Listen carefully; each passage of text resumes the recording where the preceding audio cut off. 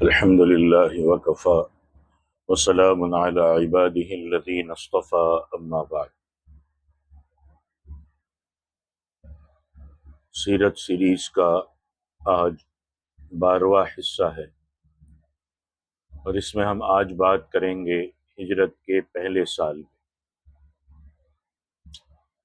جب اللہ کے نبی قباء میں پہنچے ہیں تو قباء میں سب سے پہلا کام ایک مسجد کی تعمیر کی، اور اسی مقصد کے لیے حضور صلی اللہ علیہ وسلم نے حضرت کلثوم بن ہدم کی ایک زمین کو پسند فرمایا جہاں خاندان عمرو بن عوف کی کھجوریں سکھائی جاتی تھیں۔ اسی جگہ آپ صلی اللہ علیہ وسلم نے اپنے مقدس ہاتھوں سے ایک مسجد کی بنیاد ڈالی، اور یہی وہ مسجد ہے جو آج بھی مسجد قباء کے نام سے مشہور ہے، اور جس کے شان میں قرآن کی یہ آیت نازل ہوئی کہ لمسجد اسس علی التقوی، کہ وہ مسجد جس کی بنیاد پہلے ہی دن سے پرہیزگاری پر رکھی ہوئی ہے۔ اس مبارک مسجد کی تعمیر میں صحابہ کرام کے ساتھ ساتھ خود حضور صلی اللہ علیہ وسلم اپنے مبارک ہاتھوں سے اتنے بڑے بڑے پتھر اٹھاتے تھے کہ ان کے بوجھ سے جسم جھک جاتا تھا، اور اگر آپ صلی اللہ علیہ وسلم کے جانثار صحابہ میں سے کوئی عرض کرتا کہ یا رسول اللہ، آپ پر ہمارے ماں باپ قربان ہو جائے، آپ چھوڑ دیجئے، ہم اٹھائیں گے، تو حضور صلی اللہ علیہ وسلم ان کی دلجوئی کے لیے چھوڑ دیتے تھے، مگر پھر اسی وزن کا دوسرا پتھر اٹھا لیتے اور خود ہی اس کو لا کر عمارت میں لگا لیتے، اور تعمیری کام میں جوش اور ولولہ پیدا کرنے کے لیے صحابہ کرام کے ساتھ آواز ملا کر حضور صلی اللہ علیہ وسلم حضرت عبداللہ ابن رواحہ کے اشعار پڑھتے تھے کہ وہ کامیاب ہے جو مسجد تعمیر کرتا ہے، اٹھتے بیٹھتے قرآن پڑھتا ہے اور سوتے ہوئے رات نہیں گزارتا۔ 14 یا 24 روز کے وہاں کے قیام میں مسجد قباء تعمیر فرمائی، اور جمعہ کے دن آپ قباء سے شہر مدینہ کی طرف روانہ ہو۔ راستے میں قبیلہ بنو سالم کی مسجد میں پہلا جمعہ آپ نے پڑھا، اور یہی وہ مسجد ہے جو آج تک مسجد الجمعہ کے نام سے مشہور ہے۔ شہر والوں کو خبر ہوئی تو ہر طرف سے لوگ جذبات میں، شوق میں استقبال کے لیے دوڑ پڑے۔ آپ صلی اللہ علیہ وسلم کے دادا عبد المطلب کے ننیحالی رشتہ دار بنو النجار ہتھیار لگائے قباء سے شہر تک دونوں راستے کے دونوں طرف صفے باندھے مستانہ وار چل رہے تھے۔ آپ صلی اللہ علیہ وسلم راستے میں تمام قبیلوں کا شکریہ ادا کرتے، سب کے لیے خیر و برکت کی دعائیں دیتے ہوئے چلے جا رہے تھے۔ شہر قریب آ گیا تو مدینہ والوں کے جوش و خروش کا یہ عالم تھا کہ پردہ نشین خواتین مکانوں کی چھتوں پر چڑھ گئی اور یہ استقبالی اشعار پڑھنے لگے، طلع البدر علینا من ثنیات الوداع، ہم پر چاند طلوع ہو گیا ودا کی گھاٹیوں سے، وجب الشکر علینا ما دعا للہ داع، ہم پر خدا کا شکر واجب ہے جب تک اللہ سے دعا مانگنے والے دعا مانگتے رہے۔ ایھا المبعوث فینا جئت بالامر المطاع، اے وہ ذات گرامی جو ہمارے اندر مبعوث کیے گئے، آپ وہ دین لائے جو اطاعت کے قابل ہے۔ انت شرفت المدینۃ مرحبا یا خیر داع، آپ نے مدینہ کو مشرف فرما دیا تو آپ کے لیے خوش آمدید ہے اے بہترین دعوت دینے والے۔ فلبسنا ثوب یمن بعد تلفیق الرقاع، ہم لوگوں نے یمنی کپڑے پہنے حالانکہ اس سے پہلے پیون جوڑ جوڑ کر کپڑے پہنا کرتے تھے۔ فعلیک اللہ صلی ما سعی للہ ساع، آپ پر اللہ تعالیٰ اس وقت تک رحمت نازل فرمائے جب تک اللہ کے لیے کوشش کرنے والے کوشش کرتے رہے۔ مدینے کی ننھی ننھی بچیاں جوش مسرت میں جھوم جھوم کر اور دف بجا بجا کر یہ گیت گاتی تھی، نحن جوار من بنی النجار یا حبذا محمد من جار، ہم خاندان بنو النجار کی بچیاں ہے، واہ کیا ہی خوب ہوا کہ حضرت محمد صلی اللہ علیہ وسلم ہمارے پڑوسی ہو گئے۔ حضور اقدس صلی اللہ علیہ وسلم نے ان بچیوں کے جوش مسرت، ان کی والہانہ محبت سے متاثر ہو کر پوچھا کہ بچیوں کیا تم مجھ سے محبت کرتی ہو؟ تو بچیوں نے ایک زبان ہو کر کہا جی ہاں جی ہاں۔ یہ سن کر حضور صلی اللہ علیہ وسلم نے خوش ہو کر مسکراتے ہوئے فرمایا میں بھی تم سے پیار کرتا ہوں۔ چھوٹے چھوٹے بچے جھنڈ کے جھنڈ مارے خوشی کے مدینے کی گلیوں میں حضور کے آنے کا نعرہ لگاتے ہوئے دوڑتے پھرتے۔ صحابی رسول حضرت براء ابن عازب فرماتے کہ جو فرحت اور خوشی اور جو انوار اور جو تجلیات حضور صلی اللہ علیہ وسلم کے مدینہ تشریف لانے کے دن ظاہر ہوئے، نہ اس سے پہلے کبھی ظاہر ہوئے تھے نہ اس کے بعد۔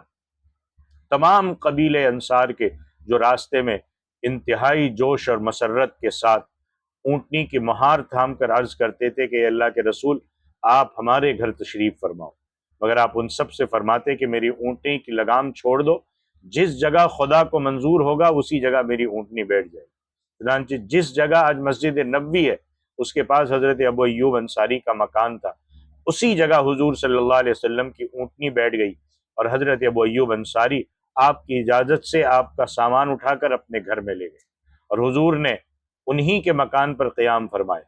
حضرت ابو ایوب انصاری نے اوپر کی منزل پیش کی، مگر آپ نے ملاقاتیوں کی آسانیوں کا لحاظ فرماتے ہوئے نیچے کی منزل کو پسند کیا۔ حضرت ابو ایوب انصاری رضی اللہ تعالیٰ عنہ دونوں وقت آپ کے لیے کھانا بھیجتے، آپ کا بچا ہوا کھانا تبرک سمجھ کر میاں بیوی کھاتے، کھانے میں جہاں حضور کی انگلیوں کا نشان پڑتا برکت کے لیے حضرت ابو ایوب انصاری اسی جگہ سے لقمہ اٹھاتے اور اپنے ہر کام سے اپنی ہر بات سے بے پناہ ادب و احترام اور عقیدت اور جانثاری کا مظاہرہ کرتے۔ حضرت عبداللہ ابن سلام مدینے میں یہودیوں کے سب سے بڑے عالم تھے۔ خود ان کا اپنا بیان ہے کہ جب حضور مکے سے ہجرت فرما کر مدینے میں تشریف لائے اور لوگ ان کی زیارت کے لیے ہر طرف سے آنے لگے تو میں بھی اسی وقت خدمت اقدس میں حاضر ہوا، اور جو ہی میری نظر جمال نبوت پر پڑی تو پہلی نظر میں میرے دل نے یہ فیصلہ کر دیا کہ یہ چہرہ کسی جھوٹے آدمی کا چہرہ نہیں ہو سکتا۔ پھر حضور نے اپنے وعظ میں ارشاد فرمایا کہ ایھا الناس افشوا السلام، اے لوگو سلام کر چرچا کرو، واطعموا الطعام، کھانا کھلاؤ، وصلوا الارحام، رشتہ داروں کے ساتھ صلہ رحمی کرو، وصلوا باللیل والناس نیام، راتوں کو جب لوگ سو رہے ہو تم نماز پڑھو۔ حضرت عبداللہ ابن سلام فرماتے ہیں کہ میں نے حضور صلی اللہ علیہ وسلم کو ایک نظر سے دیکھا اور آپ کے یہ چار بول میرے کان میں پڑے تو میں اس قدر متاثر ہوا کہ میرے دل کی دنیا بدل گئی، میں اسلام میں داخل ہو گیا۔ حضرت عبداللہ ابن سلام کا اسلام میں داخل ہونا تھا، اور یہ اتنا اہم واقعہ تھا کہ مدینے کے یہودیوں میں کھلبلی مچ گئی۔ حضور اقدس صلی اللہ علیہ وسلم جب کہ ابھی حضرت ابو ایوب انصاری کے مکان ہی میں تشریف فرما تھے، آپ نے اپنے غلام حضرت زید بن حارثہ اور حضرت ابو رافع کو 500 درہم اور 2 اونٹ دے کر مکہ بھیجا کہ یہ دونوں صاحبان اپنے ساتھ حضور صلی اللہ علیہ وسلم کے گھر والوں کو مدینہ لائے۔ چنانچہ یہ دونوں حضرات جا کر حضور کی 2 صاحبزادیاں حضرت فاطمہ اور حضرت ام کلثوم اور آپ کی زوجہ ام المؤمنین حضرت سودا، حضرت اسامہ ابن زید اور حضرت ام ایمن کو مدینہ لے آئے۔ آپ صلی اللہ علیہ وسلم کی صاحبزادی حضرت زینب نہیں آ سکی کیونکہ ان کو ان کے شوہر ابو العاص بن ربیع نے مکے میں روک لیا، اور حضور کی ایک صاحبزادی حضرت رقیہ اپنے شوہر حضرت عثمان غنی کے ساتھ حبشہ میں۔ انہی لوگوں کے ساتھ حضرت ابوبکر صدیق کے فرزند حضرت عبداللہ بھی اپنے سب گھر والوں کے ساتھ مکے سے مدینہ آ گئے، ان میں حضرت عائشہ بھی تھی۔ یہ سب لوگ آ کر مدینہ آ کر پہلے حضرت حارثہ بن نعمان کے مکان پر ٹھہرے۔ آج جہاں مسجد ہے اس کا نام ہے مسجد نبوی۔ یہ مسجد ہر قسم کے دنیاوی تکلفات سے پاک اور اسلام کی سادگی کی سچی اور صحیح تصویر تھی۔ اس مسجد کی پہلی عمارت کی لمبائی اور چوڑائی 60 گز لمبی اور 54 گز چوڑی تھی، اور اس کا قبلہ بیت المقدس کی طرف بنایا گیا تھا، مگر جیسے ہی قبلہ بدل کر بیت اللہ کی طرف کر دیا گیا تو مسجد کے شمالی جانب ایک نیا دروازہ قائم کیا گیا۔ اس کے بعد الگ الگ زمانوں میں مسجد نبوی کی تجدید اور توسیع ہوتی رہی۔ مسجد کے کنارے پر ایک چبوترا تھا جس پر کھجور کی پتیوں سے چھت بنا دی گئی، اور اسی چبوترے کا نام صفہ ہے۔ جو صحابہ گھر بار نہیں رکھتے تھے وہ اسی چبوترے پر سوتے بیٹھتے تھے، اور یہی لوگ اصحاب صفہ کہلاتے ہیں، اور آج بھی وہ چبوترا ویسا کا ویسا بچا ہوا ہے۔ جب آپ ریاض الجنہ میں انٹری کریں گے، داخل ہوں گے، تو داخل ہونے کے بالکل داخل جیسے ہوں گے بائیں جانب وہ چبوترا ہے۔ مدینے میں کوئی ایسی جگہ نہیں تھی جہاں مسلمان جماعت کے ساتھ نماز پڑھ سکے، اس لیے مسجد کی تعمیر بہت ضروری تھی۔ حضور صلی اللہ علیہ وسلم کے قیامگاہ کے قریب ہی بنو النجار کا ایک باغ تھا۔ آپ نے مسجد تعمیر کرنے کے لیے اس باغ کو قیمت دے کر خریدنا چاہا۔ ان لوگوں نے یہ کہہ کر کہ یا رسول اللہ، ہم خدا ہی سے اس کی قیمت لیں گے، مفت میں مسجد کی زمین تعمیر کے لیے پیش کر دی۔ لیکن چونکہ یہ زمین اصل میں دو یتیموں کی تھی، آپ صلی اللہ علیہ وسلم نے ان دونوں یتیم بچوں کو بلایا۔ ان یتیم بچوں نے بھی زمین مسجد کے لیے نظر کرنی چاہی، مگر حضور نے اس کو پسند نہیں فرمایا، اس لیے حضرت ابوبکر صدیق کے مال سے آپ نے اس کی قیمت ادا فرما دی۔ اس زمین میں چند درخت تھے، کچھ کھنڈرات تھے اور کچھ مشرکوں کی قبریں تھیں۔ آپ نے درختوں کے کاٹنے کا، مشرکین کی قبروں کو کھود کر پھینک دینے کا حکم دیا، پھر زمین کو ہموار کر کے خود آپ نے اپنے مبارک ہاتھوں سے مسجد کی بنیاد ڈالی، اور کچی اینٹوں کی دیواریں، کھجور کے ستون، پھر اوپر کھجور کی پتیوں سے چھت بنائی جو بارش میں ٹپکتی تھی۔ اس مسجد کی تعمیر میں صحابہ کرام کے ساتھ خود حضور بھی اینٹیں اٹھا اٹھا کر لاتے تھے، اور صحابہ کو جوش دلانے کے لیے ان کے ساتھ آواز ملا کر حضور صلی اللہ علیہ وسلم یہ شعر پڑھا کرتے تھے کہ اللہم لا خیر الا خیر الآخر، اے اللہ بھلائی تو صرف آخرت کی بھلائی ہے، فاغفر الانصار والمہاجر، اے اللہ تو انصار اور مہاجر کی بخشش فرما۔ مسجد نبوی کے بالکل لگ کر ہی آپ صلی اللہ علیہ وسلم نے ازواج مطہرات کے لیے حجرے بنوائے۔ اس وقت تک حضرت سودا اور حضرت عائشہ نکاح میں تھی، اس لیے دو ہی مکان بنوائے۔ جب دوسری ازواج مطہرات آتی گئی، دوسرے مکان بنتے گئے، اور یہ مکان بھی بہت سادگی کے ساتھ بنائے گئے، 10-10 ہاتھ لمبے، 6-7 ہاتھ چوڑے، کچی اینٹوں کی دیواریں، کھجور کی پتیوں کی چھت، وہ بھی اتنی نیچے کہ آدمی کھڑا ہو کر چھت کو چھو لیتا۔ دروازوں میں کیواڑ بھی نہیں تھے، کمبل یا ٹاٹ کے پردے پڑے رہتے۔ یہ ہے شہنشاہ دو عالم کا وہ گھر جس کی آستانہ بوسی اور جس کی دربانی جبرائیل علیہ السلام کے لیے سعادت کا سبب تھا اور فخر کا سبب تھا۔ اللہ کے رسول کو یہ اندیشہ تھا کہ کفار مکہ ان کے ساتھ خفیہ چال چل جائیں گے، مگر اللہ نے ان کو کافروں کی چالوں سے بچا دیا۔ اب یہ مہاجرین جو اپنا سب کچھ چھوڑ کر مدینہ چلے گئے، ان لوگوں کی رہائش کے لیے بھی حضور نے مسجد نبوی کے قریب میں ہی انتظام فرمایا، اور انصار نے بہت بڑی قربانی دی کہ بہت دل کی وسعتوں کے ساتھ اپنے مہاجر بھائیوں کے لیے اپنے مکانات، اپنی زمینیں دی، مکانوں کی تعمیرات میں ہر قسم کی مدد پہنچائی، جس سے مہاجرین کی آباد کاری میں بڑی سہولت ہوئی۔ سب سے پہلے جس انصاری نے اپنا مکان حضور کو گفٹ کے طور پر، ہبہ کے طور پر نظر کیا، اس خوش نصیب صحابی کا نام ہے حضرت حارثہ بن نعمان۔ چنانچہ ازواج مطہرات کے جو مکانات تھے وہ حضرت حارثہ بن نعمان ہی کی زمین میں بنائے گئے۔ حضرت بی بی عائشہ رضی اللہ تعالیٰ عنہ کا حضور صلی اللہ علیہ وسلم سے نکاح تو ہجرت سے پہلے ہی مکہ میں ہو گیا تھا، مگر ان کی رخصتی ہجرت کے پہلے ہی سال مدینے میں ہوئی۔ حضور صلی اللہ علیہ وسلم نے ایک پیالے دودھ سے لوگوں کی ولیمے کی دعوت فرمائی۔ مسجد نبوی کی تعمیر تو مکمل ہو گئی، مگر لوگوں کو نمازوں کے وقت جمع کرنے کا کوئی ذریعہ نہیں تھا جس سے جماعت کے ساتھ نماز کا انتظام ہوتا۔ اس سلسلے میں حضور نے صحابہ سے مشورہ فرمایا کہ بعض نے نمازوں کے وقت آگ جلانے کا مشورہ دیا، بعض نے ناقوس بجانے کی رائے دی، مگر حضور نے غیر مسلموں کے ان طریقوں کو پسند نہیں فرمایا۔ حضرت عمر نے یہ تجویز پیش کی کہ ہر نماز کے وقت کسی آدمی کو بھیج دیا جائے جو پوری مسلم آبادی میں نماز کا اعلان کر دے۔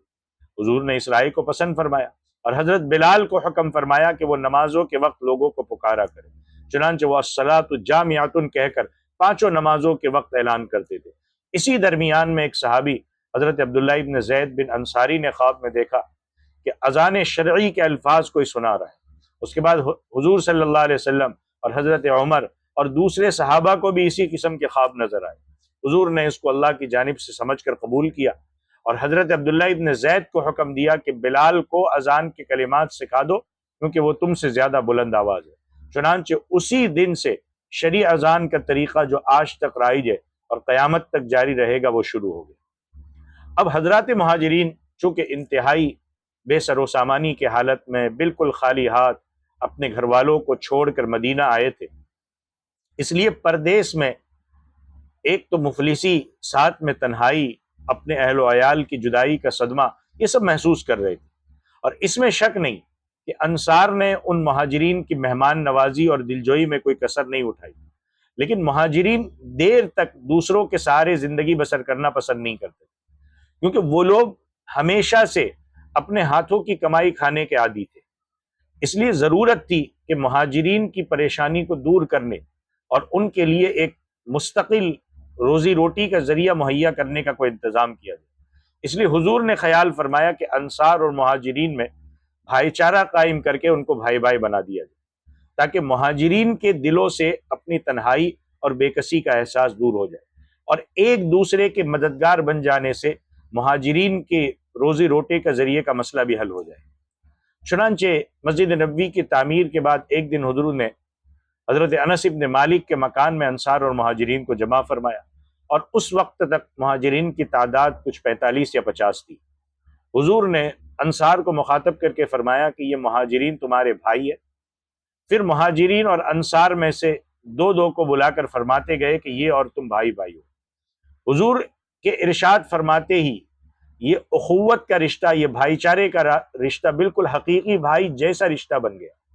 چنانچہ انصار نے مہاجرین کو ساتھ لے جا کر اپنے گھر کی ایک ایک چیز سامنے لا کر رکھ دی اور کہہ دیا آپ ہمارے بھائی ہیں، اس لیے سارے سامان میں سے آدھا آپ کا اور آدھا ہمارا۔ اور حد تو تب ہو گئی کہ حضرت سعد بن ربیع انصاری، جو حضرت عبد الرحمن ابن عوف مہاجر کے بھائی تھے، ان کی دو بیویاں تھیں۔ حضرت سعد نے حضرت عبد الرحمن ابن عوف سے کہا کہ میری ایک بیوی جسے آپ پسند کرتے میں اس کو طلاق دے دوں اور آپ اس سے نکاح کریں۔ اس میں شک نہیں کہ انصار کا یہ ایثار بالکل ایک ایسا بے مثال شاہکار ہے کہ اقوام عالم کی تاریخ میں اس کی مثال مشکل ہی سے ملے گی۔ مگر مہاجرین نے کیا طرز عمل اختیار کیا، یہ بھی ایک قابل تقلید تاریخی کارنامہ ہے۔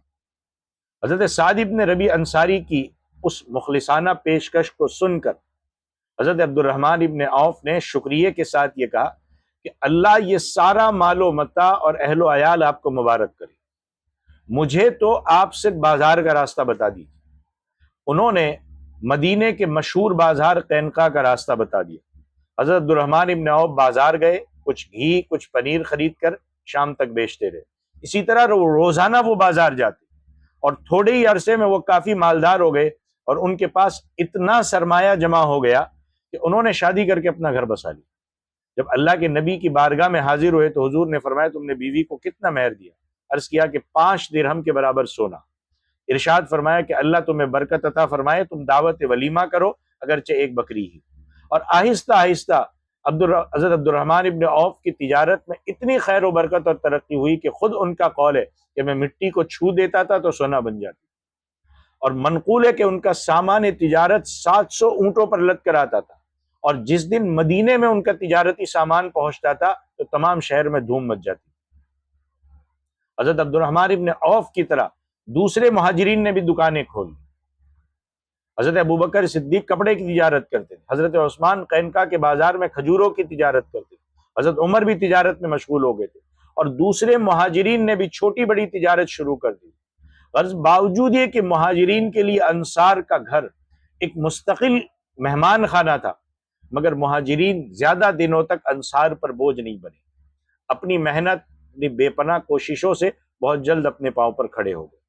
مشہور مورخ اسلام علامہ ابن عبد البر کا قول ہے کہ یہ بھائی چارے کا معاہدہ تو انصار اور مہاجرین کے درمیان ہوا، اس کے علاوہ ایک خاص عقد مواخات مہاجرین کے درمیان بھی ہوا، جس میں حضور صلی اللہ علیہ وسلم نے ایک مہاجر کو دوسرے مہاجر کا بھائی بنا دیا۔ چنانچہ حضرت ابوبکر صدیق اور حضرت عمر، حضرت طلحہ اور حضرت زبیر، حضرت عثمان، حضرت عبد الرحمن ابن عوف، یہ جب بھائی چارہ ہو گیا تو حضرت علی نے اللہ کے نبی کے دربار میں عرض کیا کہ اللہ کے رسول، آپ نے اپنے صحابہ کو ایک دوسرے کا بھائی بنا دیا، لیکن مجھے آپ نے کسی کا بھائی نہیں بنایا، آخر میرا بھائی ہے کون؟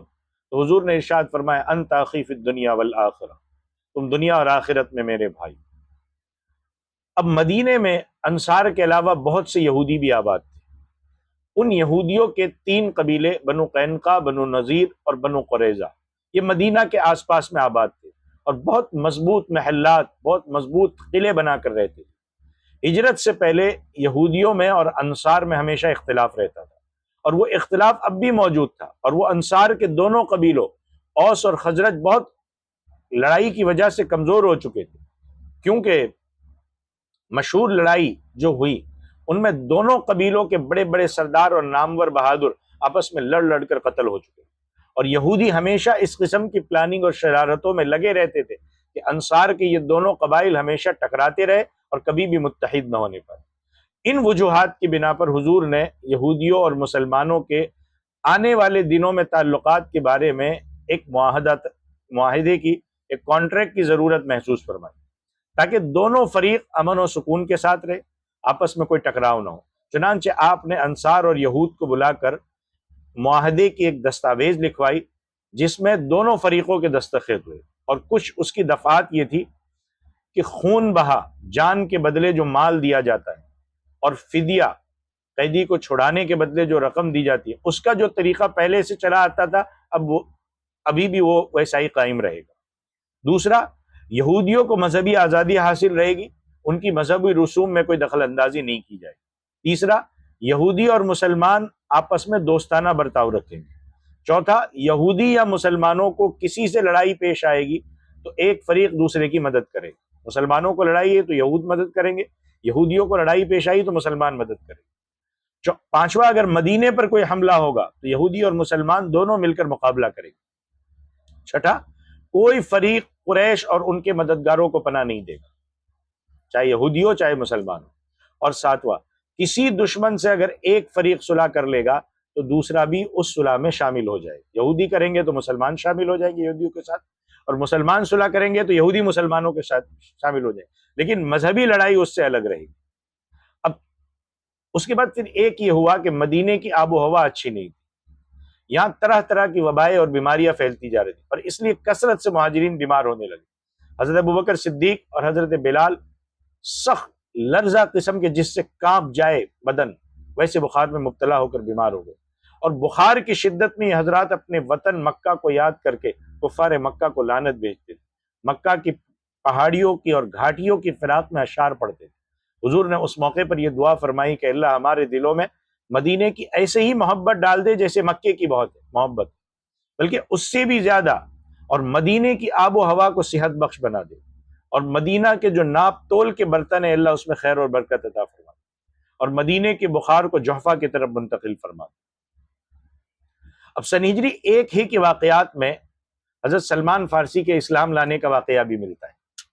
یہ فارس کے رہنے والے تھے، ان کے آبا و اجداد، بلکہ ان کے ملک کی پوری آبادی آتش پرستی، آگ کی پجاری تھی، اور یہ اپنے آبائی دین سے بیزار ہو کر دین حق کی تلاش میں اپنے وطن سے نکلے، مگر ڈاکوؤں نے گرفتار کر کے اپنے غلام بنا لیا، پھر ان کو بیچ لیا، کئی بار بکتے رہے، کئی لوگوں کی غلامی میں رہے، یہ مدینہ پہنچے، کچھ دنوں تک عیسائی بن کر رہے، یہودیوں سے مل جول بھی رکھا، ان کو توریت اور انجیل کی کافی معلومات بھی حاصل ہو چکی تھی۔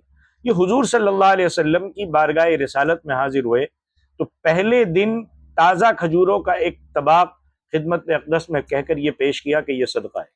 حضور نے فرمایا کہ اس کو ہمارے سامنے سے اٹھا کر فقراء اور مساکین کو دے دو، کیونکہ میں صدقہ نہیں کھاتا۔ پھر دوسرے دن کھجوروں کا پھر تھالی اٹھا کر کے لائے، اور یہ کہہ کر کہ یہ ہدیہ ہے سامنے رکھ دیا۔ حضور نے صحابہ کو ہاتھ بڑھانے کا اشارہ فرمایا اور خود بھی کھایا۔ اس درمیان میں حضرت سلمان فارسی نے حضور کے دونوں کندھوں کے درمیان جو نظر ڈالی تو مہر نبوت کو دیکھ لیا، اور چونکہ یہ تورات اور انجیل میں نبی آخر الزماں کی نشانیاں پڑھ چکے تھے، اس لیے فوراً اسلام میں داخل ہو گئے۔ اس سال حضرات صحابہ کرام میں سے 3 نہایت ہی شاندار اور جانثار حضرات نے وفات پائی، جو حقیقت میں اسلام کے سچے جانثار اور بہت ہی بڑے مددگار تھے۔ ایک تو حضرت کلثوم بن ہدم، دوسرے حضرت برا بن معرور انصاری، اور تیسرا حضرت سعد بن زرارہ انصاری۔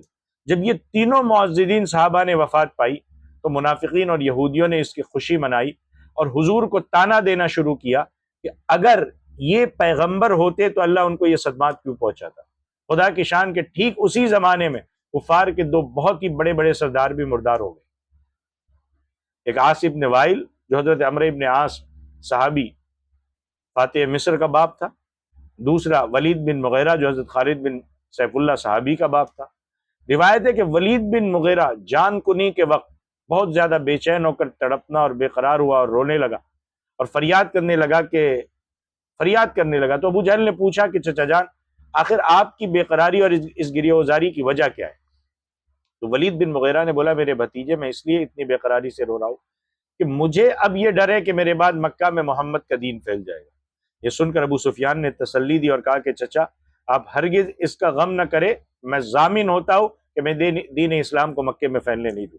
چنانچہ ابو سفیان اپنے اس عہد پر اس طرح قائم رہے کہ مکہ فتح ہونے تک وہ برابر اسلام کے خلاف لڑتے رہے، مگر فتح مکہ کے دن ابو سفیان نے اسلام قبول کر لیا۔ پھر ایسے سچے اسلام کے سپاہی بنے کہ اسلام کی مدد اور حمایت کے لیے زندگی بھر جہاد کرتے رہے، اور انہی جہادوں میں کفار کے تیروں سے ان کی آنکھیں زخمی ہو گئی اور روشنی جاتی رہی۔ یہی وہ حضرت ابو سفیان ہے کہ جن کے سپوت بیٹے حضرت امیر معاویہ رضی اللہ تعالیٰ۔ اسی سال سن ہجری 1 میں حضرت عبداللہ ابن زبیر کی پیدائش ہوئی۔ ہجرت کے بعد مہاجرین کے یہاں سب سے پہلے بچہ جو پیدا ہوا وہ یہی حضرت عبداللہ ابن زبیر ہے۔ ان کی والدہ حضرت اسماء جو حضرت ابو بکر صدیق کی صاحبزادی ہے، وہ پیدا ہوتے ہی ان کو لے کر اللہ کے نبی کی بارگاہ میں حاضر ہوئی۔ اللہ کے نبی نے ان کو اپنی گود میں بٹھایا، کھجور چبا کر ان کے منہ میں ڈالی، اور اسی طرح سب سے پہلی غذا جو ان کے پیٹ میں پہنچی وہ حضور کا لعاب دہن تھا۔ حضرت عبداللہ ابن زبیر کی پیدائش سے مسلمانوں کو بے حد خوشی ہوئی، اس لیے کہ مدینے کے یہودی یہ کہا کرتے تھے کہ ہم لوگوں نے مہاجرین پر ایسا جادو کر دیا ہے کہ ان لوگوں کے یہاں کوئی بچہ ہی پیدا نہیں ہو۔ تو یہ ہجرت کے پہلے سال کا کہ میں کیا کیا ہوا وہ واقعات ہے۔ باقی انشاءاللہ باقی پھر اگلی ویڈیو میں ہجرت کے دوسرے سال پھر کیا ہوا۔ تو آپ سے گزارش کروں گا کہ اس کو زیادہ سے زیادہ شیئر کرے، لوگوں تک پہنچائے، اور گزارش کروں گا کہ جو دیکھنے والے وہ ضرور کومنٹ کریں، کیونکہ کومنٹ کے ذریعے سے یوٹیوب ویڈیو کو آگے تک پہنچاتا ہے۔ لائک کرے، شیئر کرے، لوگوں سے سبسکرائب کرائے، کیونکہ یہ سیرت کا پیغام ہمیں اپنے بارے میں بھی جاننا بہت ضروری ہے۔ السلام علیکم۔ اپنے بارے میں جتنا جانتے اس سے زیادہ حضور کے بارے میں جاننا ضروری ہے۔ السلام علیکم ورحمۃ اللہ وبرکاتہ۔